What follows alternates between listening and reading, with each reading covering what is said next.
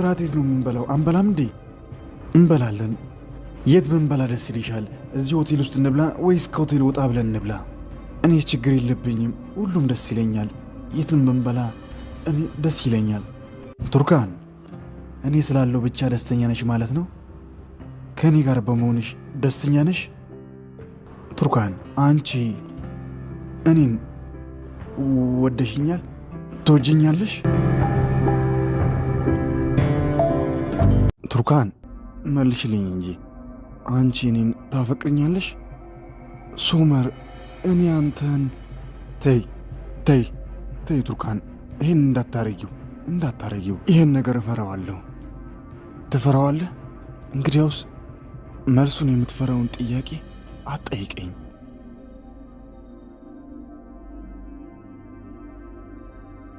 ሶመር ናለኝ።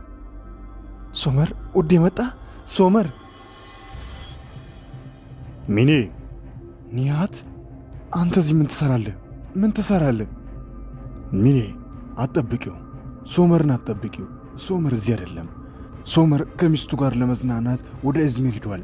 እዚህ የለም፣ ወደ አንቺም አይመጣም። ሚኔ በቃሽ፣ ይቁረጥልሽ። ከዚህ በኋላ ህልሞችሽ ሁሉ ከእኔ ጋር ናቸው። ነይ አሁን መኪና ውስጥ ግቢ። ነይ ግቢ።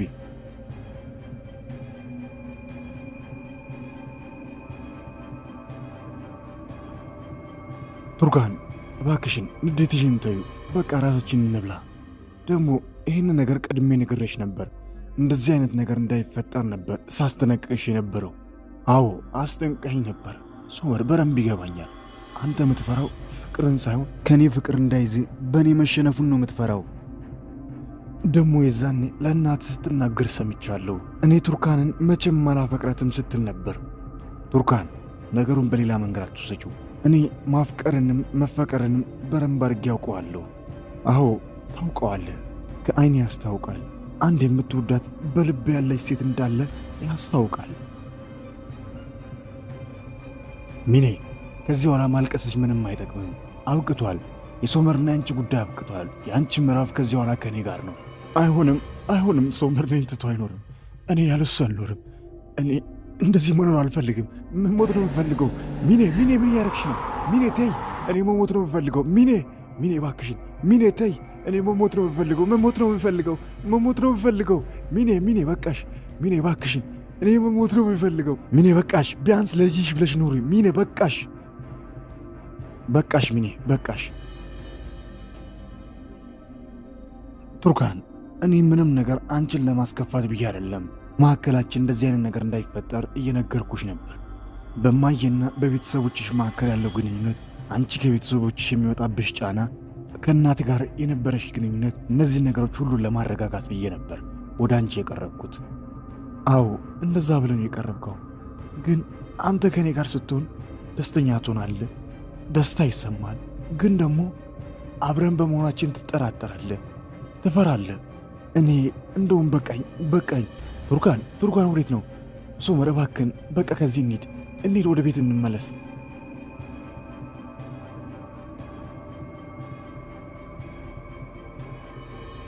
እማዬ፣ ዛሬ ከሳዳር ጋር ሳወራ ነበር።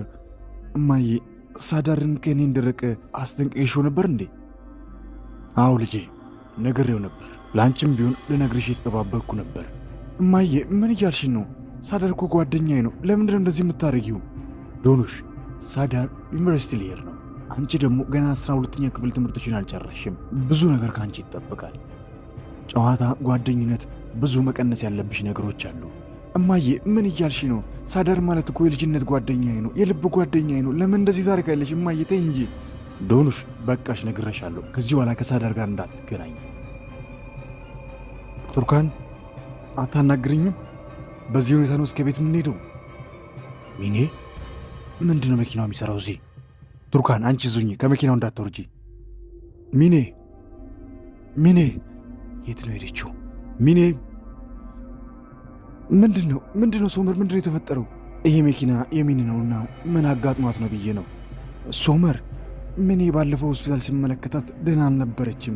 በጣም ተጨንቃ ነበር። ራሷን ለመጉዳት፣ ራሷ ለአንድ ነገር ለማድረግ አስባ እንዳይሆን። እንደዛ እንኳ አይመስለኝም። ማን ነው? ማን ይደውልልሽ? እኔ እንጃ፣ አዲስ ስልክ ቁጥር ነው። በቃ ተይ፣ የማንም ስልክ ከዚህ ኋላ እንዳታነሹ። አታነሳም። በቃ ወደ ቤቷ እንሂድ። አልገባኝም ሶመር፣ እንዴት ብለህ ቤቷን አወቅ? የቀድሞ ባለቤቷ ጋር መተን ነበር፣ በዛ ምክንያት ነው። እሺ እንሂድ። ሶመርና ቱርካን መኪናቸውን እያበረሩ ወደ ሚኔ ቤት ይደርሳሉ። አንቺ እዚሁ ሁኚ፣ ቶሎ እመለሳለሁ። እዚሁ ሁኚ፣ ከመኪና እንዳትወርጂ። ሶመር ወደ ሚኔ ቤት ገብቶ ሚኔን እያፈላለገ ቤቱን ሙሉ ቢፈልጋት ሚኔ አልነበረችም። በመጨረሻም ቁም ሳጥኖቹን ሲመለከት የሚኔ አንዳችም ልብስ አልነበረም። ሚኔ ሁሉን ጥላ እንደሄደች ይገባዋል። ከዛም ሊያነበው የነበረው ደብዳቤ ትዝ ብሎት ደብዳቤውን አውጥቶ ማንበብ ይጀምራል። ሶመር የት ነህ? ሶመር፣ ቱርካን መኪና ውስጥ ሁኚ ብዬሽ አልነበረም እንዴ? ለምንድን ነው የመጣሽው? ሶመር፣ ምንድን ነው የተፈጠረው? ደብዳቤው ምንድን ነው? ከዚህ ሄዳለች። ደብዳቤው የሥራ መልቀቂያ ደብዳቤ ነው። ቆይ ሶመር፣ አልገባኝም። እንዴት ብለህ ወደዚህ ገባህ? ማለቴ በሩን እንዴት ከፈትክ? በሩን ገንጥየው ነው የገባሁት። በቃ ቱርካን እንሂድ፣ ከዚህ እንሂድ። ሶመር ውዴ፣ መጣህልኝ? ሶመር፣ መጸዳጃ ልጠቀም ፈልጌ ነበር። በዚህ በኩል ነው፣ ማለቴ በዚህ በኩል ሊሆን ይችላል። እስኪ እዩ።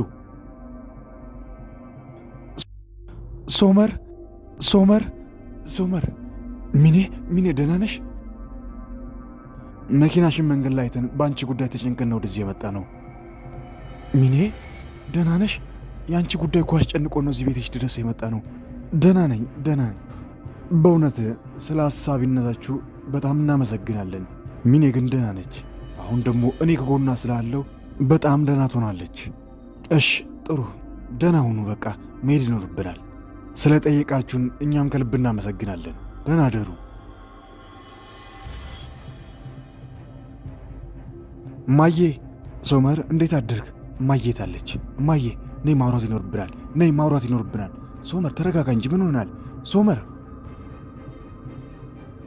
እማዬ፣ ይህ ሁሉ ነገር ያንቺ ጨዋታ ነው አይደል? ያንቺ ሴራ ነው አይደል? ሶመር፣ ምንድን ነው የምትለው? ያን ሰውዬ በሕይወታችን ያስገባሽው አንቺ ነሽ አይደል? በሚኔና በኔ ሕይወት መካከል ያን ሰውዬ ያመጣሽው አንቺ ነሽ። ኒያትን እዚህ ያመጣሽው አንቺ ነሽ። ኒያትን ተጠቅመሽ እኔና ሚኔን ለያየሽ። ልጄ፣ እኔም ማድረግ ያለብኝን ነገር ነው ያደረግኩት። ሚኔ ደግሞ ከሰውየው ጋር የሆነችው ፈልጋ ነው እንጂ ማንም አስገድዷት አይደለም። ሶመር፣ እስኪ ራስን ተመልከት። አሁን እኮ አንተ ደስተኛ ነህ፣ ከቱርካን ጋር በጣም ደስተኛ ነህ። ይህንን ደስታ እያየ እኔን ከማመስገን ፋንታ በእኔ ላይ ትጮህብኛለህ? አዎ ደስተኛ ነኝ፣ ግን እማዬ፣ በአንቺ ምክንያት እኔ ተጎድቼ ነበር። በአንቺ ልጄ፣ እንደዛ ካልሆነ መንገዱን አታገኘውም ነበር። እንደዛ መሆን ነበረበት። በቃሽ እማዬ፣ እኔ በሕይወቴ ጣልቃ እንድገብብኝ አልፈልግም። በእኔ ሕይወት ፈላጭ ቆራጭ አንቺ እንድትሆኝ አልፈልግም። በቃሽ እማዬ፣ እኔ ከሚኔ ጋር መሆን ባልችልም ግን አንቺ በፈለግሽው መንገድ ከቱርካን ጋር በፍጹም አልሆንም። የፍቺውንም ክስ በዚሁ ጀምረዋለሁ። በቃሽ እማዬ። ሶመር፣ ወዴት ነው የምትሄደው? ወይዘሮ ሩቻ፣ ምንድን ነው የተፈጠረው? ከሶመር ጋር ምንድን ነው የተፈጠረው? በአንቺ ምክንያት ነው የሁሉ የተፈጠረው። እኔ ምን አደረግኩኝ? ምን አጠፋሁኝ? አንቺ ሶመርን መቆጣጠር አልቻልሽም።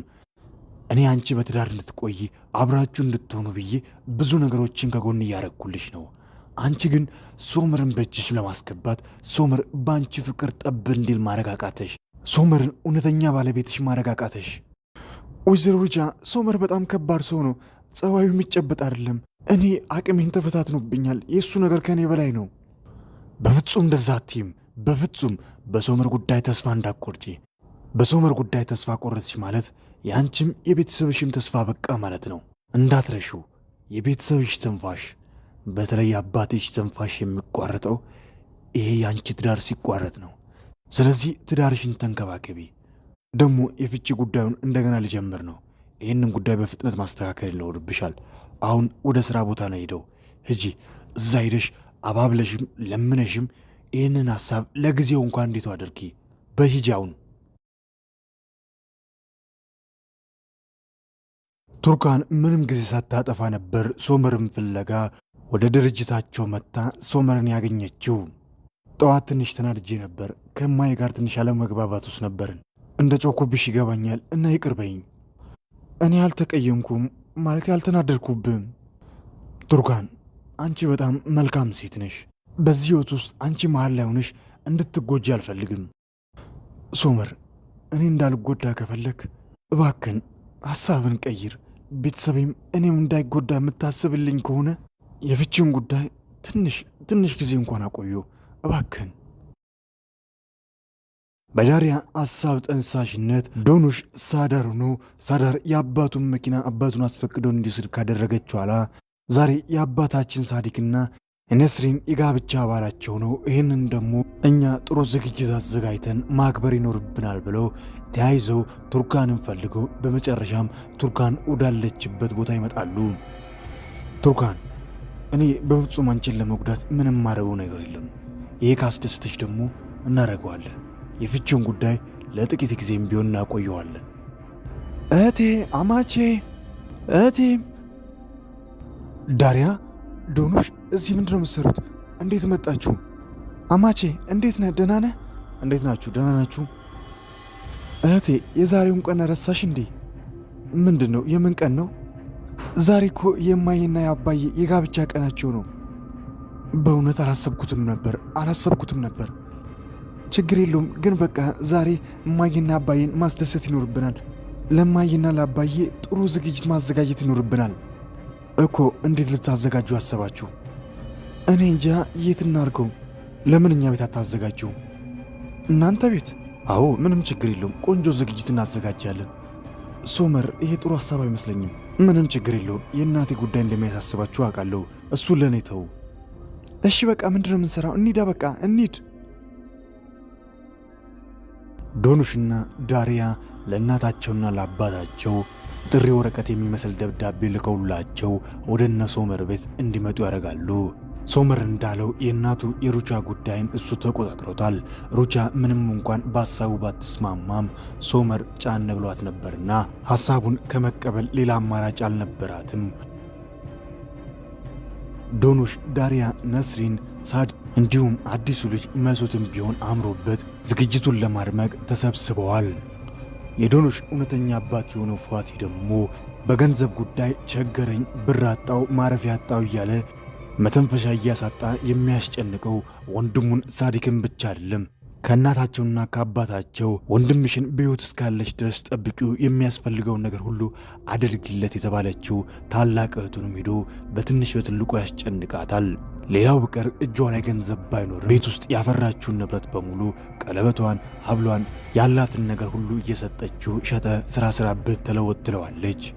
ሰሞኑን እንዲሁ ሥራ መስራት አለብኝ አለበለዚያ መኖር አልችልም ብሎ ሲያስጨንቃት የቀሯትን ጌጣጌጦቹን አውጥታ እነዚህን ሸጠ ተጠቀም ብላ ሰጥተዋለች። እሱ ግን ዓላማው ሌላ ነበር። ከእህቱ የተቀበለውን ጌጣጌጦችን በጠቅላላ ሽጦ ሶመርና ቤተሰቡን ለመቅረብ የሩቻን ባለቤት ኦዛርም በሰው አፈላልጎ አግኝቶት ገንዘብ አለኝ አብረን ሥራ እንሥራ በሚል ሰበብ ተገናኝቶ ጓደኝነት ፈጥሮ አሁን የልብ ወዳጅ ሆነዋል።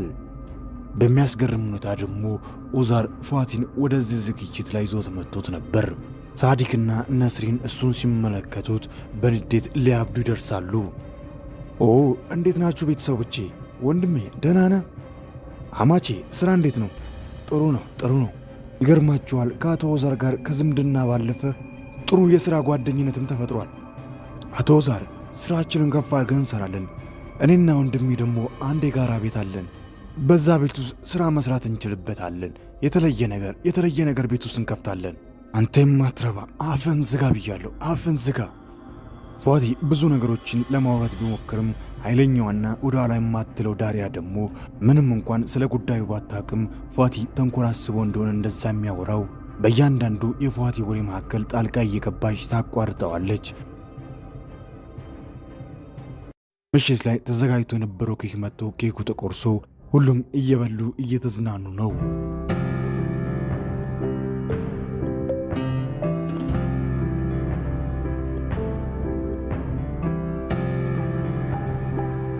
አቶ ሳዲክ፣ ወይዘሮ ነስሪን በእውነት ብዙ ዓመት እንድትኖሩ እመኛለሁ።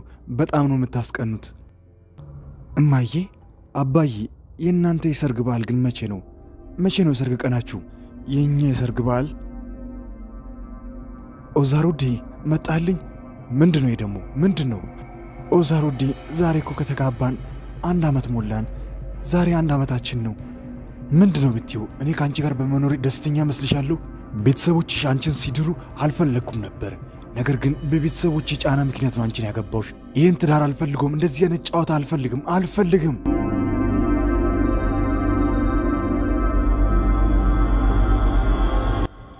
ያው ቀኖችን ማስታወስ አንችልም። ረስተነዋል። አማቼ በቃ ሙዚቃው ይከፈት እንጂ እንደንስ፣ እንጨፍር። ሶመር ሙዚቃ ይከፍታል። ሁሉም ተነስቶ መጨፈር፣ መዝናናት ይጀምራል። ሁሉም እጅ ለእጅ ተያይዞ ይጨፍራል፣ ይዝናናሉ። ምሽቱን ያማረ ያደርጉታል።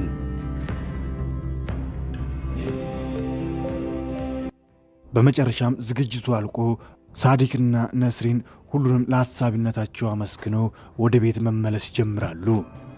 በፋቲ ሥራ ውስጡ ርድብን ስል የነበረው ሳዲቅ ደግሞ ፋቲን ከእህቱ ጋር ወደ ቤት ሲመለስ መንገድ ላይ አግኝቶት ዘሎት ያንቀዋል። ወንድሜ ተው፣ ወንድሜ አንተ የማትረባ እገላለሁ በእውነት ወንድሜ ተው እንጂ ይሞትባል። እገለዋለሁ፣ እሱ ኖሮም አይጠቅምም። እገላለሁ።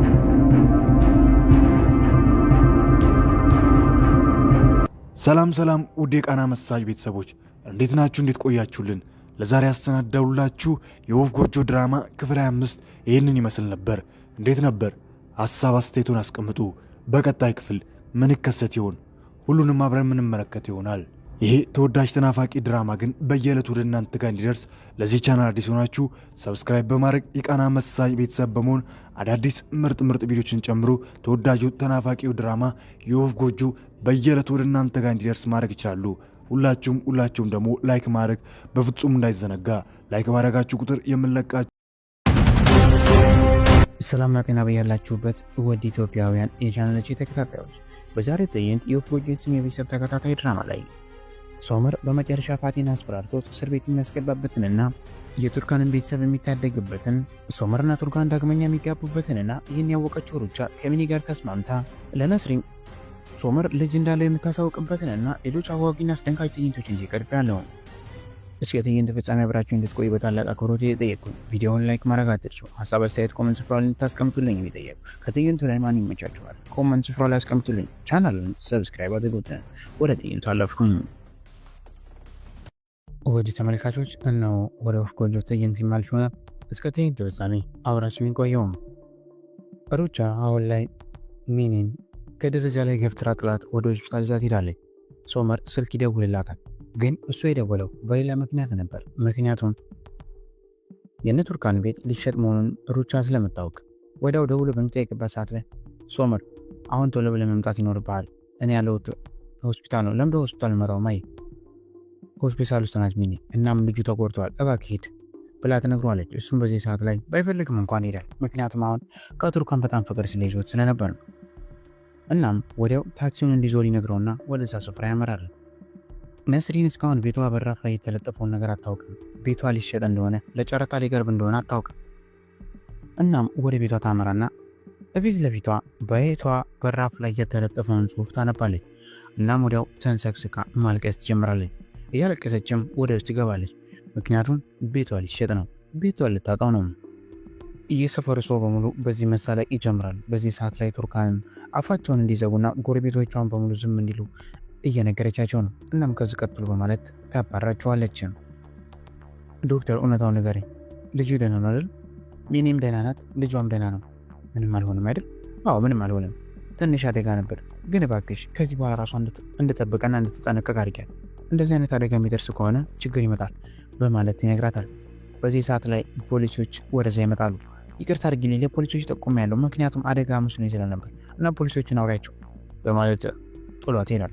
ፖሊሶቹም ቃሏን ማየት እንደሚፈልጉና መጠየቅ እንደሚፈልጉ ለሩቻ ይነግሯታል። ሩቻም እዚሁ መንገድ እንደምትችልና ምንም የተፈጠረ ነገር እንደሌለም ትነግራቸዋለች።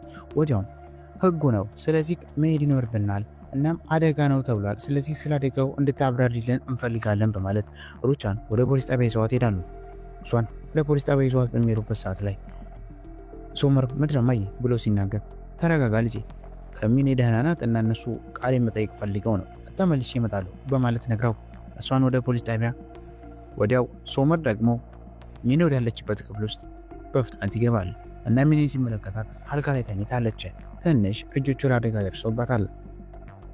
ሶመር እያለች እያለቀሰች እሱን ለመጠጋት ወደ እሱ ጋር ለመሆን እጇን ትዘረጋለች። በሌላ በኩል ቱርካን አባትና እናቷን ለማረጋጋት እየሞከረች ነው።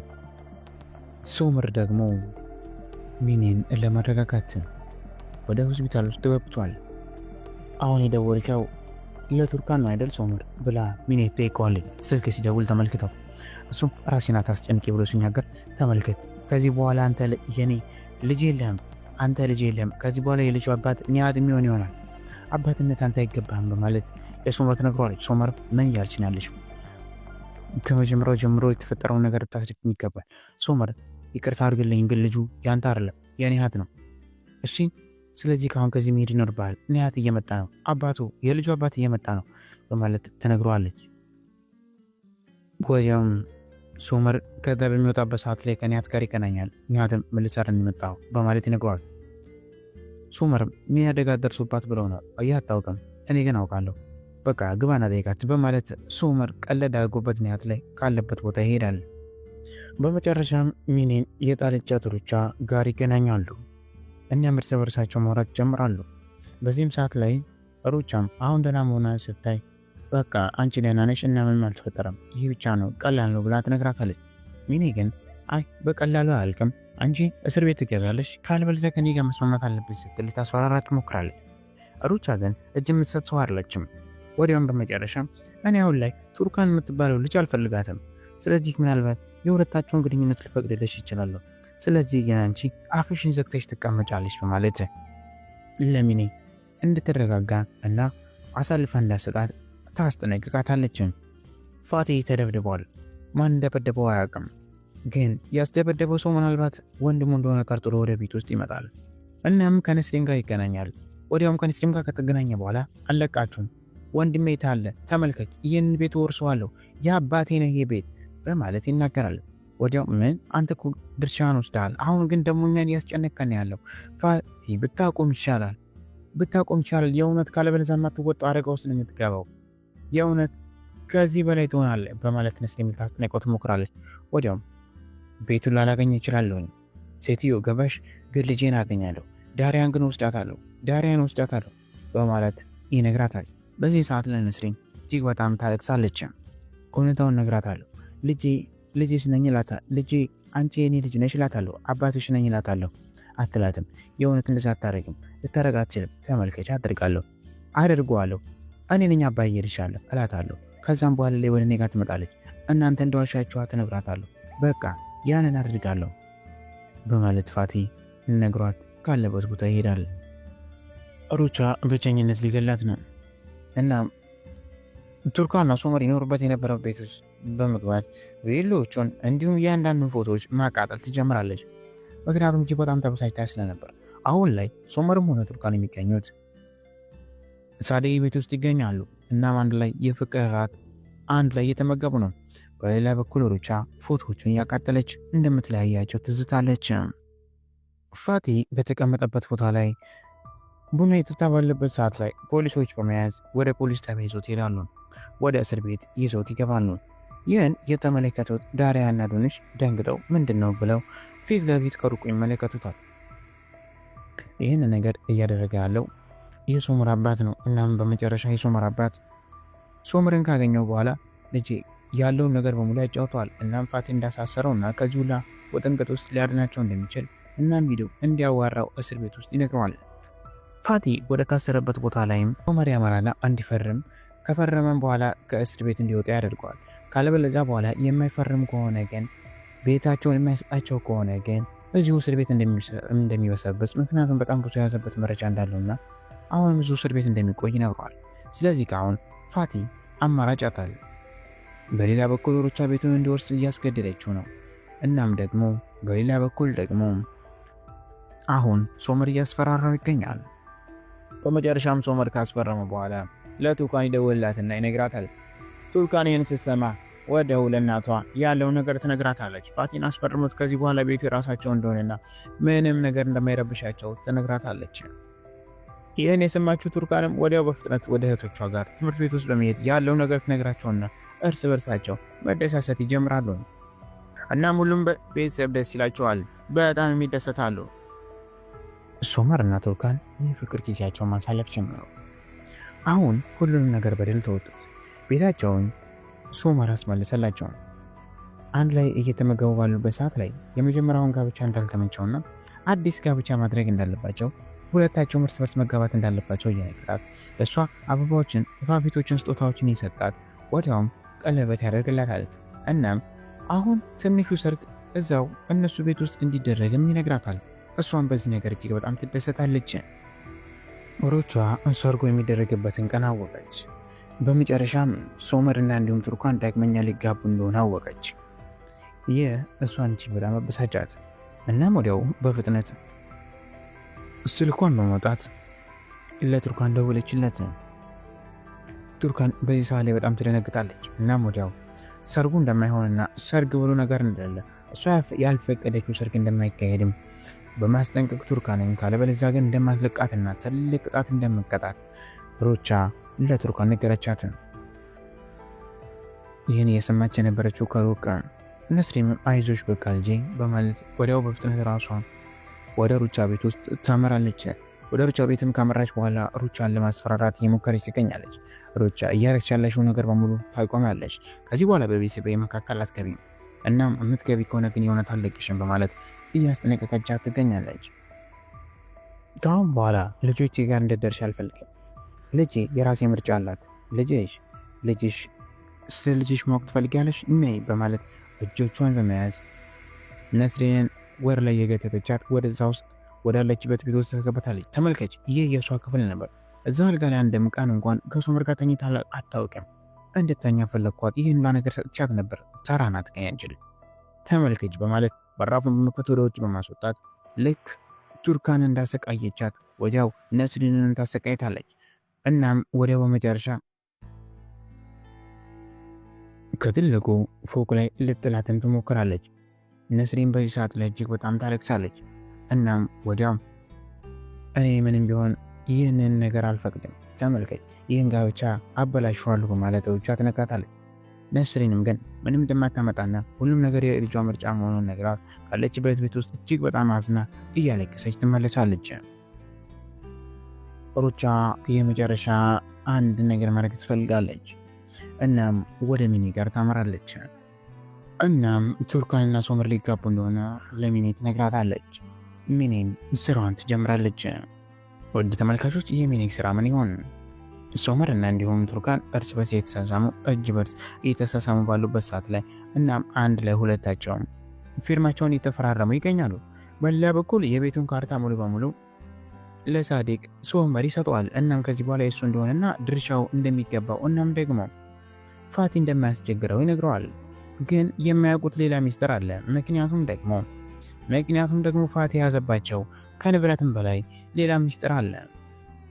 ፋቲ ስልኩን አውጥቶ ለዳሪያ ይደውላል። ዳሪያ ስልኩን ታነሳዋለች። እናም እንዲገናኙ ይቀጥራታል። ፋቲ ምን ያደርግ ይሆን?